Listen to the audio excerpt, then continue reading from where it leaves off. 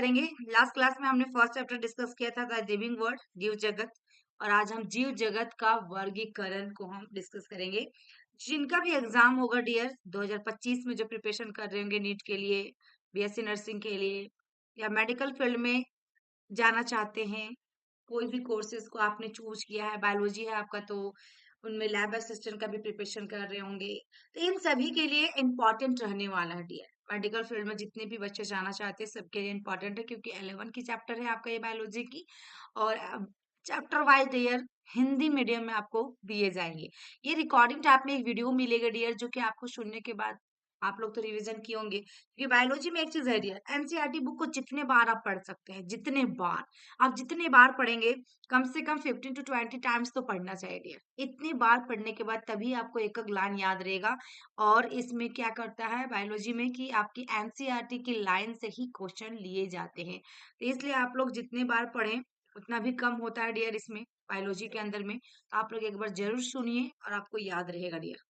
इस चैप्टर के अंदर में देखिए, सबसे पहले हम लोग को Monera kingdom, Protista kingdom, Fungi kingdom, Plantae kingdom, Animalia kingdom, virus, viroid and lichen के बारे में पढ़ना है। ठीक है, तो आइए हम स्टार्ट करते हैं डियर। देखिएगा इसमें कि आपका प्रारंभ से ही मानव ने सजीव प्राणियों के वर्गीकरण के अनेक प्रयास किए हैं। वर्गीकरण के ये प्रयास वैज्ञानिक मानदंडों की जगह सहज बुद्धि पर आधारित हमारे भोजन, वस्त्र एवं आवास जैसे सामान्य उपयोगिता के वस्तुओं के उपयोग की आवश्यकताओं पर आधारित थे। इन प्रयासों में जीवों के वर्गीकरण के वैज्ञानिक मानदंडों का उपयोग सर्वप्रथम अरस्तु ने किया था। सर्वप्रथम अरस्तु ने किया था। उन्होंने पादपों को सरल आकारिक लक्षणों के आधार पर वृक्ष, झाड़ी एवं शाक में वर्गीकृत किया गया था, जबकि उन्होंने प्राणियों का वर्गीकरण लाल रक्त की उपस्थिति अथवा अनुपस्थिति के आधार पर किया था। ठीक है, नेक्स्ट देखिएगा डियर, लिनियस के काल में सभी पादपों और प्राणियों के वर्गीकरण के एक द्विगजत पद्धति विकसित की गई थी। कब? लिनियस के काल में। ठीक है, जिसमें उन्हें क्रमशः प्लांटी यानी कि पादप एवं एनिमेलिया यानी कि प्राणी जगत में क्या किया गया? वर्गीकृत किया गया था। इस पद्धति के अनुसार यूकैरियोटिक यानी कि आपका समीम केंद्रकी एवं प्रोकैरियोटी असमीम केंद्रकी, एक कोशिकीय एवं बहुकोशिकीय तथा प्रकाश संश्लेषी हरी हरित शैवाल तथा अप्रकाश संश्लेषी जिसको कवक के बीच विभेद स्थापित करना संभव नहीं था। पादपों एवं प्राणियों पर आधारित यह वर्गीकरण का आसान एवं सरलता से समझे जाने के बावजूद बहुत से जीवधारियों को इनमें से किसी भी वर्ग में रखना संभव नहीं था। इसी कारण अत्यंत लंबे समय से चली आ रही वर्गीकरण के देव जगत पद्धति अपर्याप्त सिद्ध हो रही थी। इसके अतिरिक्त देखिएगा, वर्गीकरण के लिए आकारकी के साथ साथ कोशिका संरचना, कोशिका भित्ति के लक्षण, पोषण की विधि, आवास प्रजनन की विधि या एवं विकासीय संबंधों को भी हम आपका समाहित करने की आवश्यकता महसूस की जाने लगी। तथा समय के साथ साथ सजीवों के वर्गीकरण की पद्धति में अनेक परिवर्तन आए हैं। पादप एवं प्राणी जगत के वर्गीकरण की इन कठिन पद्धतियों, जिनमें सम्मिलित समूहों जीवधारियों में होने वाले परिवर्तन शामिल है, सदा ही समाविष्ट रहे हैं। इसके अतिरिक्त जीवधारियों के विभिन्न जगत की संख्या एवं उनके लक्षणों को विभिन्न वैज्ञानिकों द्वारा अलग अलग व्याख्या की गई हैं। जैसे कि हम यहाँ पे देखेंगे डियर, आपका दिया गया है 5 जीव जगत के लक्षण 2.1 में तालिका के हिसाब से 5 जगत, जिसमें आपका मोनेरा, प्रोटिस्टा, फंजाई, प्लांटी और एनिमेलिया। फर्स्ट में आपका कोशिका की प्रकार है डियर, जिसमें प्रोकैरियोटिक होगा, यूकैरियोटिक होगा, यूकैरियोटिक यूकैरियोटिक यूकैरियोटिक, यानी कि मोनेरा हमारा क्या है? प्रोकैरियोटिक है। बाद बाकी सब हमारा यूकैरियोटिक है। कोशिका भित्ति में देखेंगे सेलुलोज रहित यानी कि बहुसर्कराइड एवं एमिनो अम्ल इसमें कुछ में उपस्थित रहेंगे। इसमें उपस्थित रहेगा सेलुलोज रहित, काइटिन युक्त होगा। एंड आपका देखिएगा उपस्थित इसमें सेलुलोज सहित होगा और इसमें आप अनुपस्थित होगा डियर। केंद्रक झिल्ली में देखेंगे अनुपस्थित होगा, उपस्थित होगा, उपस्थित होगा, यानी सभी में आपका उपस्थित होंगे। एक इसमें मोनेरा में अनुपस्थित होगा। कायिक संरचना की बात करेंगे, कोशिकीय होगा, कोशिकीय होगा, ये आपका बहुकोशिकीय होगा या दृढ़ उत्तक कहेंगे। उत्तक होगा, अंग उत्तक तंत्र होगा, उत्तक होगा, अंग अंग तंत्र होगा। पोषक की विधि में देखेंगे डियर, स्वयं कोशी होगा जो रसायन संश्लेषी एवं प्रकाश संश्लेषी तथा परपोषी जो होता है मृत पोषी एवं परजीवी। स्वयं कोशी प्रकाश संश्लेषी तथा परपोषी, इसमें परपोषी मार्त्यपोषी एवं परजीवी, स्वयं कोशी प्रकाश संश्लेषी इसमें परपोषी होगा प्राणी, संभोजी, मृतपोषी।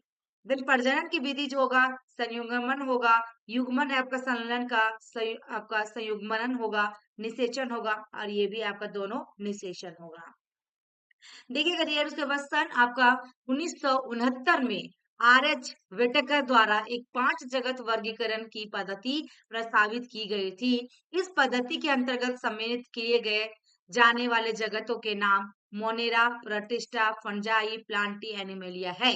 कोशिका संरचना, शारीरिक संरचना, पोषक की प्रक्रिया, प्रजनन एवं जाति वृत्तीय संबंध उनके वर्गीकरण की पद्धति के प्रमुख मानदंड थे। तालिका इसमें 2.1 में सभी जगतों के विभिन्न लक्षणों का एक ही तुलनात्मक विवरण दिया गया है। अब हम 5 जगत वर्गीकरण से जुड़े मुद्दों एवं धारणाओं पर विचार करेंगे, जिससे वर्गीकरण की यह पद्धति प्रभावित है। इसके पहले की वर्गीकरण पद्धति के अंतर्गत बैक्टीरिया देखिएगा डियर, नील हरित सवाल, fungi, mods, fern, gymnosperm, angiosperm को पादपों के साथ रखा गया था। इस जगत के समस्त जीवों की कोशिकाओं में कोशिका भित्ति का उपस्थित रहना एक समानता थी, जबकि उनके अन्य लक्षण एक दूसरे से एकदम अलग थे डियर। जीवन की 3 अनुक्षेत्र पद्धतियां भी प्रस्तावित की गई थी, 3 अनुक्षेत्र, जिसमें से मोनेरा जगत को 2 अनुक्षेत्रों में वर्गीकृत किया गया था और सारे यूकैरियोटिक जगत को तीसरे अनुक्षेत्र में रखा गया था। अतः एक सट जगत वर्गीकरण पद्धति भी प्रस्तावित की गई। आप इस पद्धति के विषय में विस्तार से उच्च कक्षाओं में पढ़ेंगे। प्रोकैरियोटिक बैक्टीरिया तथा नील हरित शैवाल या साइनोबैक्टीरिया को अयूकैरियोटिक जीवों के साथ वर्गीकृत कर दिया गया। इस पद्धति के अनुसार एक कोशिकीय जीवों को बहुकोशिकीय जीवों के साथ वर्गीकृत किया गया। जैसे देखिए क्लैडोमोनास एवं स्पैरोगैरा सवाल। इस वर्गीकरण में कवकों जैसे परकोशिका, हरित पादपों जैसे स्वयंपोषी के बीज के विभेद नहीं किया गया, जबकि कवकों की कोशिका का भित्ति काइटिन की एवं हरित पादपों की सेलुलोज की बनी होती है। इसका कंपोजिशन कंपोनेंट। देन इन्हीं लक्षणों को ध्यान में रखते हुए कवकों को एक अलग जगत फंजाई के अंतर्गत रखा गया। सभी प्रोकैरियोटिक जीवधारियों के साथ मोनेरा तथा उप कोशिकाओं जीवधारियों को प्रोस्टिटा जगत के अंतर्गत रखा गया। प्रोटिस्टा जगत के अंतर्गत कोशिका आपका भित्ति युक्त क्लैडोमोनास एवं क्लोरेला, जिन्हें पहले पादपों के अंतर्गत सवाल में रखा गया था, पैरामीशियम एवं अमीबा जो जिन्हें प्राणी में जगत में रखा गया था, ये के साथ रखा गया, जिनमें कोशिका भीति नहीं पाई जाती है। इस प्रकार के इस पद्धति के अनेक जीवधारियों को एक साथ रखा गया, जिन्हें पहले की पद्धतियों में अलग-अलग रखा गया था। ऐसा वर्गीकरण के मानदंडों में परिवर्तन के कारण हुआ है।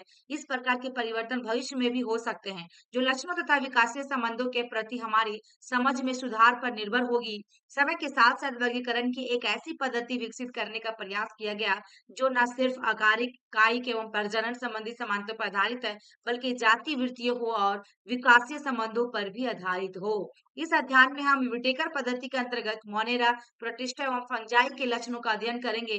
प्लांटी एवं एनिमेलिया जगत जो जिन्हें सामान्य भाषा में क्रमशः पादप एवं प्राणी जगत कहते हैं, इसके चर्चा हम अध्यायों में अलग-अलग करेंगे। पहला हमारा 2.1 जो मोनेरा जगत है। ये मोनेरा जगत में सभी बैक्टीरिया मोनेरा जगत के अंतर्गत आते हैं। ये सूक्ष्म जीवों में सर्वाधिक संख्या में होते हैं और लगभग सभी स्थानों पर पाए जाते हैं। मुट्ठी भर मिट्टी में सैकड़ों प्रकार के बैक्टीरिया देखे गए हैं। सैकड़ों प्रकार के बैक्टीरिया देखे गए हैं। ये गर्म देखिएगा जल के झरनों, मरुस्थल, बर्फ एवं गहरे समुद्र जैसे विषम एवं प्रतिकूल वास स्थानों, जहाँ दूसरे जीव मुश्किल से ही जीवित रह पाते हैं, में भी पाए जाते हैं। कई बैक्टीरिया तो अन्य जीवों पर भी उनके भीतर परजीवी के रूप में होते हैं। बैक्टीरिया को उनके आकार के आधार पर 4 समूहों, गोलाकार कोकस जो बहुवचन कोकाई, छाड़ाकार बैसिलस जो बहुवचन बैसिलाई, कौमा आकार के ग्रेपियम बहुवचन विब्रिया तथा सर्पिलाकार के स्पाइरलम जो बहुवचन स्पाइरेला में बांटा गया है। ठीक है, ये आपका बैक्टीरिया का शेप है डियर।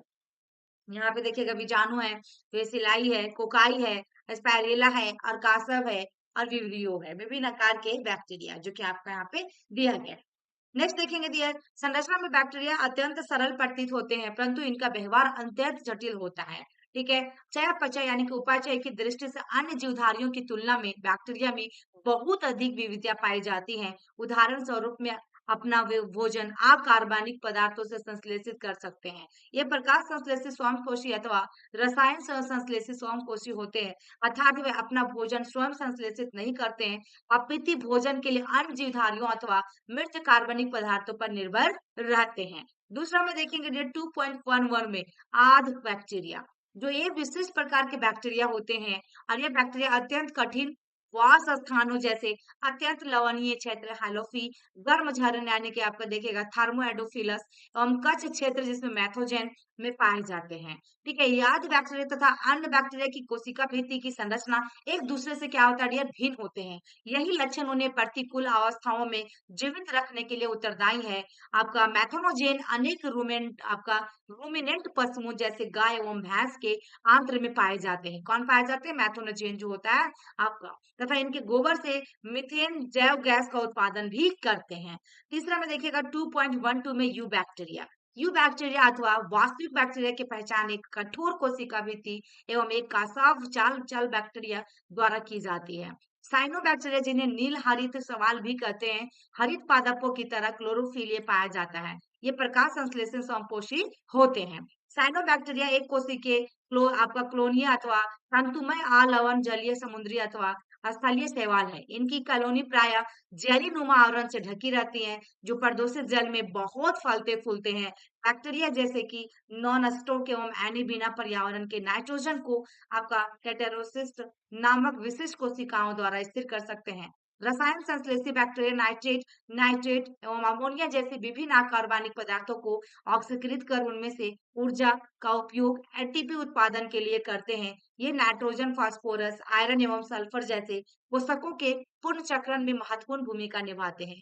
डियर, यदि वीडियो आपके लिए हेल्पफुल हो रहा है तो वीडियो को जरूर ज्यादा से ज्यादा शेयर कीजिएगा, अपने फ्रेंड सर्कल तक जरूर शेयर करें डियर, ताकि इस चैनल के बारे में जाने और आप लोग को डेली रिकॉर्डिंग वीडियो मिलती रहे हिंदी लैंग्वेज में डियर।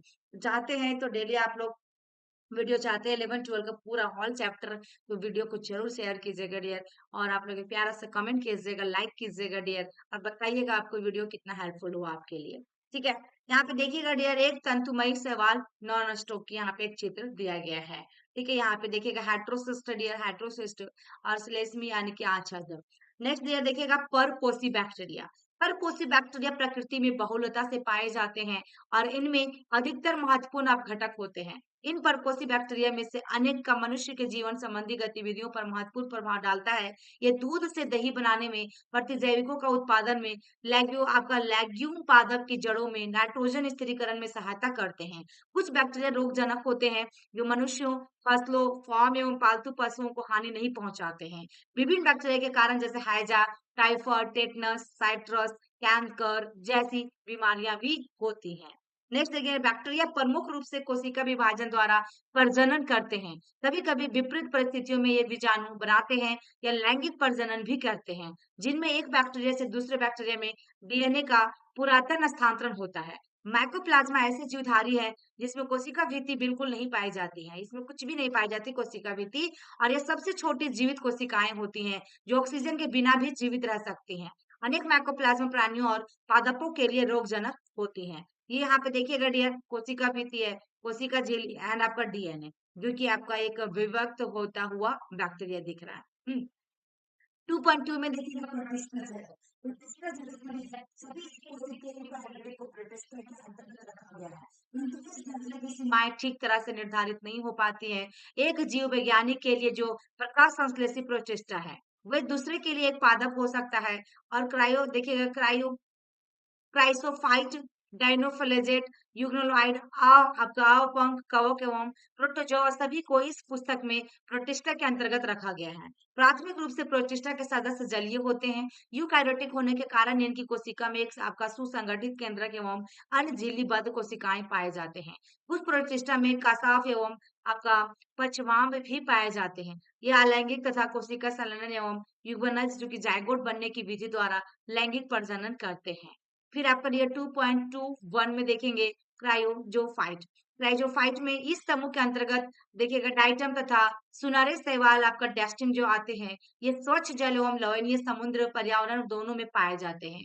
अत्यंत सूक्ष्म होते हैं तथा जलधारा के साथ निश्चित रूप से बहते हैं। डाइटम में कोशिका भित्ति आपका साबुनदानी की तरह इसी के अनुरूप दो अतिछादित कवच बनाती हैं। इस भित्तियों में सिलिका होती है, जिस कारण ये नष्ट नहीं होते हैं। इस प्रकार मृत डाइटम अपने परिवेश वास स्थान में कोशिका भित्ति के अवशेष बहुत बड़ी संख्या में छोड़ जाते हैं। करोड़ों वर्षों में जमा हुए इस अवशेष को डाइटमी मृदा कहते हैं। पानीयमय होने के कारण इस मृदा का उपयोग पॉलिश करने, तेलों का सिरप के निस्यंदन में होता है। ये समुद्र के आपका मुख्य उत्पादक है। नेक्स्ट है 2.2.2 देखिएगा डायनोफ्लैजिलेट। ये जीवधारी मुख्यतः समुद्री एवं प्रकाश संश्लेषी होते हैं। इनमें उपस्थित प्रमुख वर्गों के आधार पीले, हरे, भूरे, नीले अथवा लाल दिखते हैं। इनकी कोशिका भित्ति के बाह्य सतह पर सेलुलोज की कड़ी पट्टिकाएं होती हैं। अधिकतर डायनोफ्लेजेट में दो कासव होते हैं, जिसमें एक लंबवत और दूसरा अनुप्रस्थ रूप से भित्ति पट्टिकाओं के बीच की खांच में उपस्थित होता है। प्राय डायनोफ्लेजेट की संख्या विस्फोट होता है, जिसमें समुद्र को जल लाल लाल तरंगे दिखने लगता है, पूरा लाल लाल डियर। इतनी बड़ी संख्या के जीव से निकले हुए जीव विष के कारण मछली एवं अन्य समुद्री जीव मर जाते हैं। उदाहरण में जैसे कि आपका देखिएगा गोनिया नेक्स्ट, ठीक है। नेक्स्ट डियर आपका यूग्लिनोइड जो 2.2.3 में, इनमें से अधिकतर स्वच्छ जल में पाए जाते हैं। वे जीवधारी होते हैं जो स्थिर जल में पाए जाते हैं। इनमें कोशिका भित्ति की जगह एक प्रोटीन युक्त पदार्थ की परत आपका पेलिकल होती है, जो इनकी संरचना को लचीला बनाती है। इनमें दो कासव होते हैं, जिसमें एक छोटा दूसरा लंबा होता है। यद्यपि सूर्य के प्रकाश की उपस्थिति में ये प्रकाश संश्लेषी होते हैं, लेकिन सूर्य के प्रकाश के नहीं होने पर अन्य सूक्ष्मधारियों का शिकार कर परपोषी की तरह व्यवहार करते हैं। आश्चर्यजनक रूप से इंग्लैंड में पाए जाने वाले वर्णक उच्च पादपों में उपस्थित वर्णकों के समान होते हैं। उदाहरण में यूग्लिना। नेक्स्ट ईयर 2.2.4 आवंक आवपंक कवक। आवपंक कवक मृत पोषी प्रतिष्ठा है। ये सड़ती हुई टहनियों तथा पत्तों के साथ गति करते हुए जैविक पादपों का भक्षण करते हैं। अनुकूल परिस्थितियों में से ये समूह यानी कि प्लाज्मोडियम बनाते हैं, जो कई फीट तक की लंबाई का होता है। प्रतिकूल परिस्थितियों में ये बिखर कर सिरों को बीजाणु युक्त फलकाय बनाते हैं। इन बीजाणुओं का परिक्षेपण वायु के साथ होता है। नेक्स्ट देखिएगा 2.2.5 जिसमें आपका प्रोटोजोआ। सभी प्रोटोजोआ परपोषी होते हैं और आपका परवच्छी अथवा परजीवों के रूप में रहते हैं। ये प्राणियों के पुरातन संबंधी हैं। प्रोटोजोआ को चार आपका प्रमुख समूह में बांटा जा सकता है। अमीबा प्रोटोजोआ, ये जीवधारी स्वच्छ जल, समुद्री जल तथा नम्र मृदा में पाए जाते हैं। ये अपने उत्पादों की सहायता से अपने शिकार को पकड़ते हैं और समुद्री प्रकारों के सतह पर सिलिका के कवच होते हैं। इनमें से कुछ आपका आपका एंटीमेबी परजीवी होते हैं।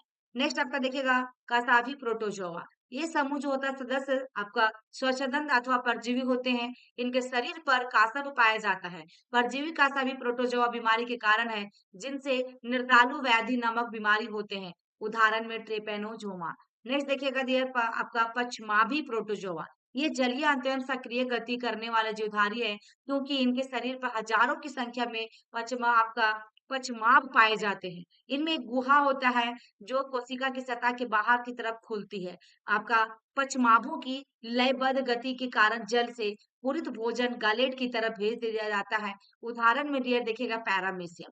नेक्स्ट डियर देखिएगा स्पोरोजोआ। इस समूह में से विविध जीवधारियों आते हैं, जिनके जीवन चक्र में संक्रमण करने योग्य बीजाणु जैसी अवस्था पाई जाती है। इसमें से सबसे कुख्यात प्लाज्मोडियम जो मलेरिया परजीवी होती है प्रजाति, जिसके कारण मानव की जनसंख्या पर आघात पहुंचाने वाला प्रभाव पड़ा है। नेक्स्ट डियर 2.3 में कवक यानी कि फंजाई के बारे में।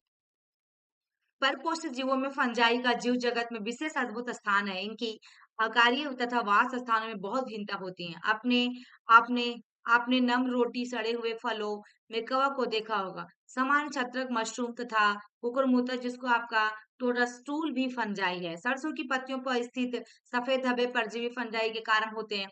कुछ एक कोशिकीय फंजाई जैसे ईस्ट का उपयोग रोटी तथा बियर बनाने के लिए किया जाता है। अन्य फंजाई पौधों तथा जंतुओं के रोग के कारण होते हैं। उदाहरण के लिए गेहूं में कीट रोग पक्सिनिया के कारण होता है। कुछ फंगल जैसे पेनिसिलियम से प्रतिजैविक एंटीबायोटिक का निर्माण होता है। फंजाई विश्वव्यापी है या एक हवा, जल, मिट्टी में तथा जंतु एवं पौधों पर पाए जाते हैं। ये गर्म तथा नम स्थानों पर सरलता से उग जाते हैं। क्या आपने कभी सोचा है कि हम भोजन को रेफ्रिजरेटर में क्यों रखते हैं? हाँ, इससे हम अपने भोजन को बैक्टीरिया अथवा फंजाई के कारण खराब होने से बचाते हैं। फंजाई तंतुमयी है, लेकिन यीस्ट कोशिकीय हैं, इसका अपवाद है। ये लंबी पतली धागे की तरह संरचनाएं होती हैं, जिनके कवक तंतु होते हैं। कवक तंतु के जाल को कवक जाल यानी कि माइसेलियम कहते हैं। कुछ कवक जो तंतु सतलत नालीकार होते हैं, जिन्हें बहुकेंद्रीय कोशिका द्रव यानी कि साइटोप्लाज्म भरा होता है, जिन्हें संकोशिकीय कवक तंतु कहते हैं। अन्य कवक तंतुओं में पटिये होते हैं। फंजाई की कोशिका भित्ति काइटिन तथा पॉलीसेकेराइड की बनी होती है। अधिकांश जो फंजाई परपोषी होते हैं, वे मृत आपका ब्रस्टेट्स के घुलनशील कार्बनिक पदार्थों को अवशोषित कर लेती हैं, अतः इन्हें मृतजीवी भी कहते हैं। जो फंजाई सजीव पौधों तथा जंतुओं पर निर्भर करती हैं, उन्हें परजीवी कहते हैं। ये शैवाल तथा लाइकन के साथ तथा उच्च वर्गीय पौधों के साथ कवक मूल बनाकर भी रह सकते हैं। इसे फंजाई सहजीवी कहलाती है। फंजाई में जनन काई खंडन विखंडन तथा मुकुलन विधि द्वारा होता है। अलैंगिक जनन बीजाणु जिसे कोनिडिया कहते हैं अथवा धानी बीजाणु अथवा चाल बीजाणु द्वारा होता है। जो लैंगिक जनन आपका निस्कंदान यानी कि उस पर आपका ओस्पोरा एस्कंस बीजाणु तथा बैसिडियम बीजाणु द्वारा होता है। विभिन्न बीजाणु सुस्पष्ट संरचनाओं में उत्पन्न होते हैं, जिन्हें फलनायक कहते हैं। लैंगिक चक्र में निम्नलिखित 3 सोपान होते हैं। गोचल अथवा अचल उपमकों के प्रोटोप्लाज्म का संलयन होता है। इस क्रिया को हम प्लाज्मोमी कहते हैं। ने 2 केंद्रकों का संलयन होना, जिसे केंद्रक संलयन कहते हैं। युग्मनज में आपका मियोसिस के कारण अगुगुनित बीजाणु तत्व बनना, लैंगिक जनन में संयोजन संगम के दौरान 2 अगुणित कवक तंतु पास-पास आते हैं और संलयनित हो जाते हैं। कुछ फंजाई में 2 गुणित कोशिकाओं में संलयन द्विगुत बाद का एक द्विगुत यानी कि 2n कोशिका बन जाती है। यद्यपि एन फंजाई जो आपका एस्कोमाइसिटीज में एक मध्यवर्ती द्विकेंद्रीय अथवा n+n अर्थात एक कोशिका में 2 केंद्रक बनते हैं। ऐसी परिस्थिति को केंद्रक युग्म कहते हैं तथा इस अवस्था को फंगस की द्विकेंद्रक आपका प्रावस्था कहते हैं। बाद में प्रातिक देखिएगा इसमें केंद्रक संलग्न हो जाते हैं और कोशिका द्विगुणित बन जाती है। फंजाई देखिएगा फलनकाई बनाती है जिसमें न्यूनीकरण विभाजन होता है, जिसके कारण अगुणित बीजाणु बनते हैं। कवक जाल के आकारीय बीजाणु बनने तथा फलकाय बनाने की विधि जगत को विभिन्न वर्गों में भी आपका विभक्त करने का आधार बनते हैं।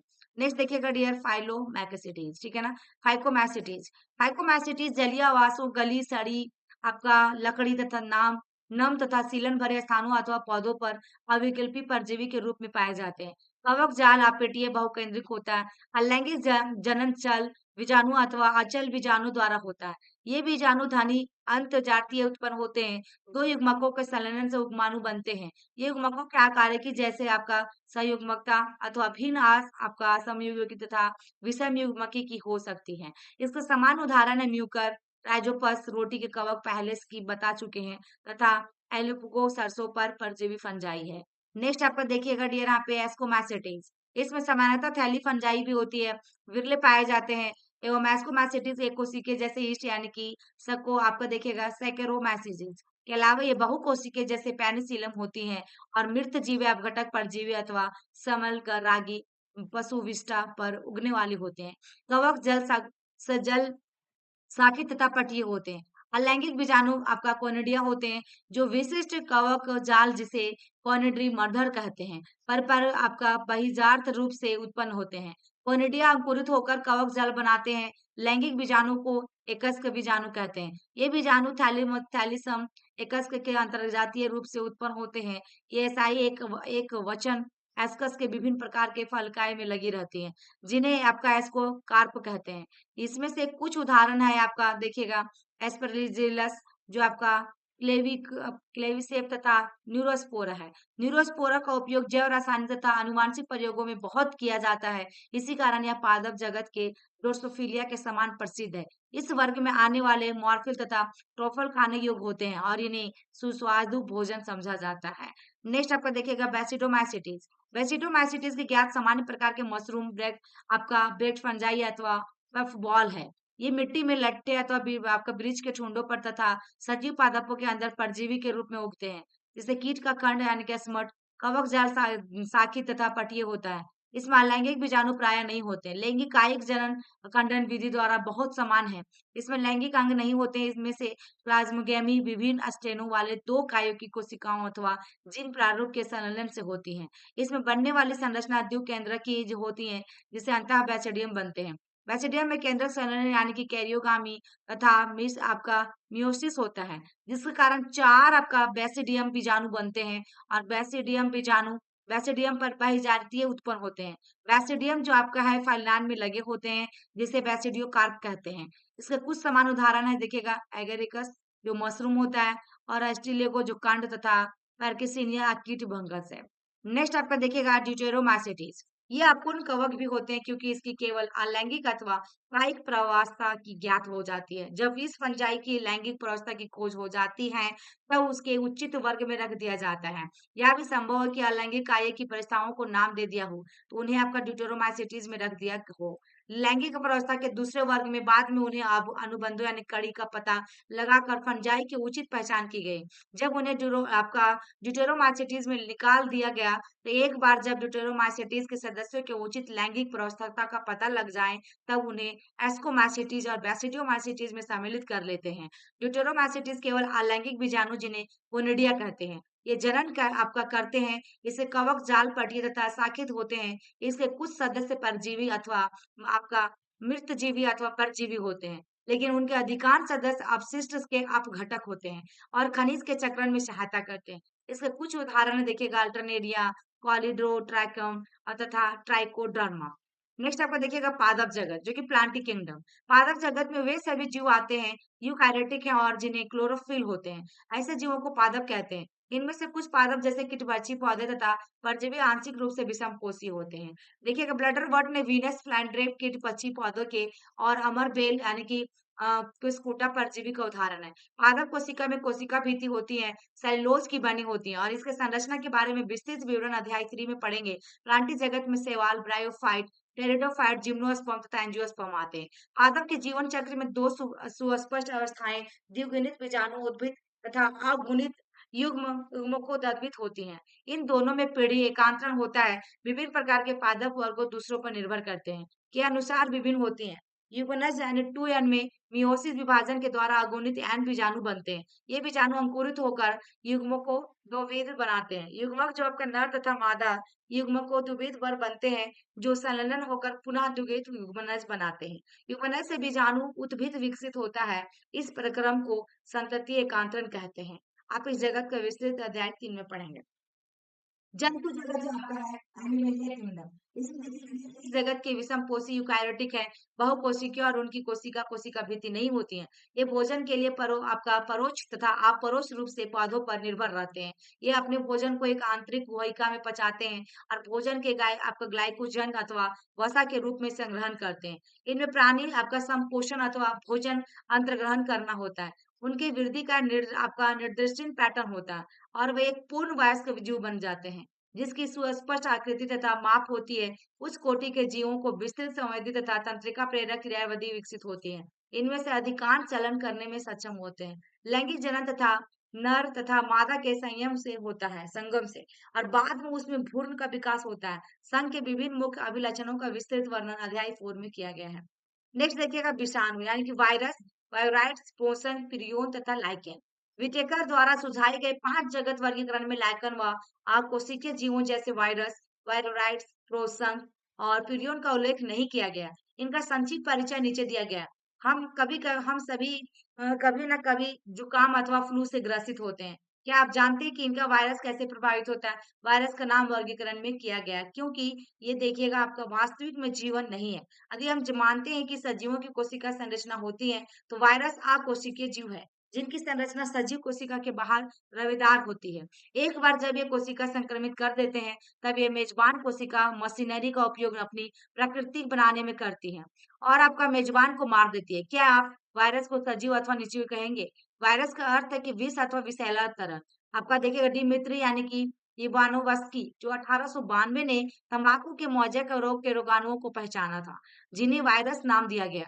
इनका माप बैक्टीरिया से भी छोटा था, क्योंकि बैक्टीरिया आपका प्रूफ फिल्टर से निकल गए थे।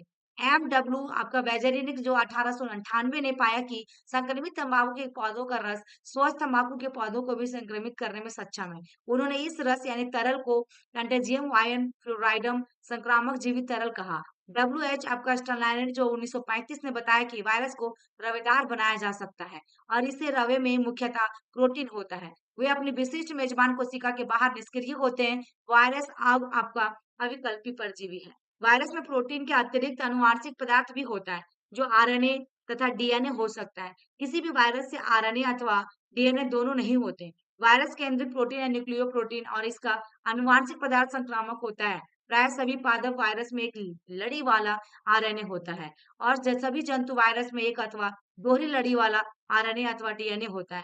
बैक्टीरियल वायरस अथवा जीवाणु कोश जो बैक्टीरियोफेज आवरण वायरस जो बैक्टीरिया पर संक्रमण करता है प्राय दोहरी लड़ी वाले आपका डीएनए वायरस होते हैं। प्रोटीन के आवरण यानी कि स्तर को कैप्सिड कहते हैं और यह छोटी छोटी उप इकाइयों पर आपका पोटिकोसस जिसमें आपका कैप्सोमियर कहते हैं से मिलकर बनता है। कैप्सिड न्यूक्लियस एसिड के संरक्षित करता है। ये आपका पेटिकल्सन कुंडलिनी अथवा बहुफलक ज्यामितीय रूप से लगे होते हैं। वायरस के आपका देखिएगा मम्पस, चेचक, हर्पीज एवं इन्फ्लुएंजा नामक रोग हो जाते हैं।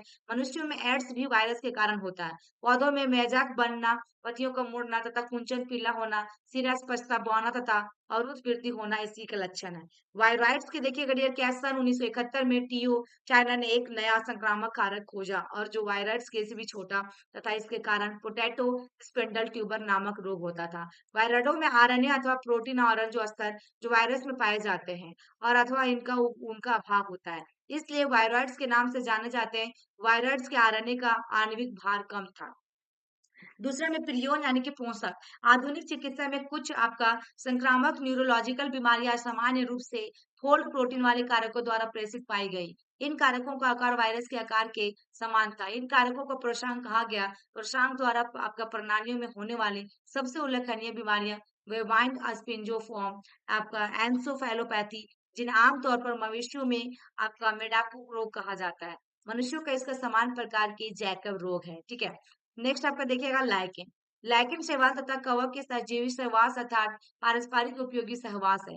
शैवाल घटक को शैवालांश तथा कवक के घटक को माइक्रोवाइंट कवकांश कहते हैं जो क्रमशः स्वपोषी तथा परपोषी होते हैं। शैवाल का कवक यानी फंजाई के लिए भोजन संश्लेषित करता है और कवक शैवाल के लिए आश्रय देता है तथा खनिज एवं जल का अवशोषण करता है।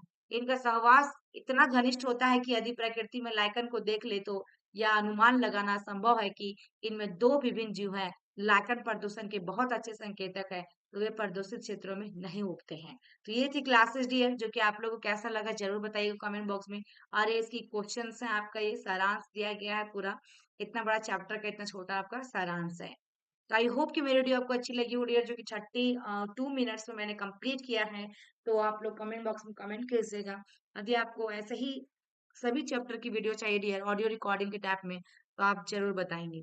फिर मिलते हैं डियर नेक्स्ट वीडियो में और नेक्स्ट चैप्टर के साथ। Thank you.